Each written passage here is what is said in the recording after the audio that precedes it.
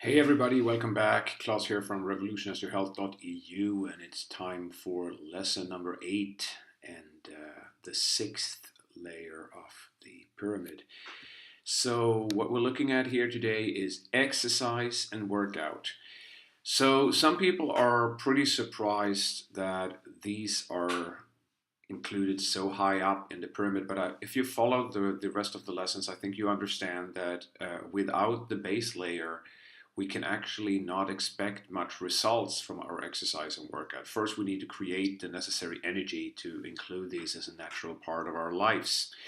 So what we're looking at here are some different modalities. We're looking at strength, we're looking at power, we're looking at conditioning, stamina, and mobility. These are the different modalities we can actually train. So key concept here is that we exercise because we have too much energy to sit still.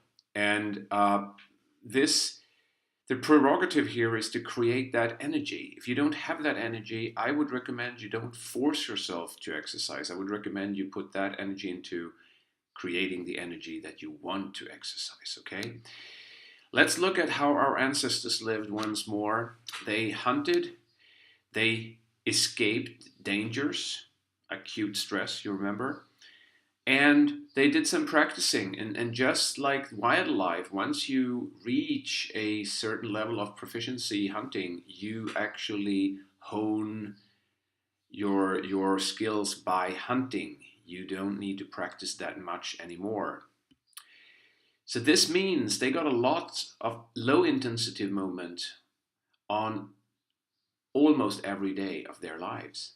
You know, that doesn't really happen to us naturally. So naturally, they incorporated high intensity activities during their daily life. It could be chasing a prey, it could be escaping from a predator, it could just be running around in camp doing some practice exercises with some of the other people of the tribe. And they lifted and carried heavy loads. You know, once you made the kill, you need to get the meat back to the camp. And they spend a huge part of their day resting, relaxing, and socializing. And this is what is programmed into our DNA. This is how our lives is evolved to be. What does science say? Well, active lifestyle gives us huge benefits compared to a sedentary lifestyle. This is probably not shocking anybody here. But trying to compensate the sedentary lifestyle with exercise gives you almost no benefits at all. It can even be detrimental, as if you're already stressed and then you add in some long duration, high intensity or higher intensity exercise, it could actually overtax your adrenal glands and your stress hormone system. So that said, you know, long duration exercise, it raises the stress hormone levels, because if we look back evolutionary, the only reason for us to basically run for a prolonged period of time, that was when we were chased by something. If we were hunting something, we most of the time sneaked up to it, made a rush, and that's it.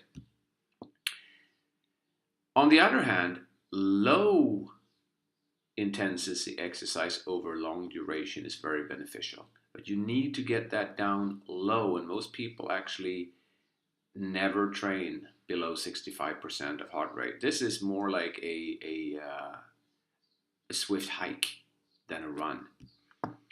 Interval training gives you the same benefits, cardiovascularly and conditioning, without the downsides that the steady state cardio gives.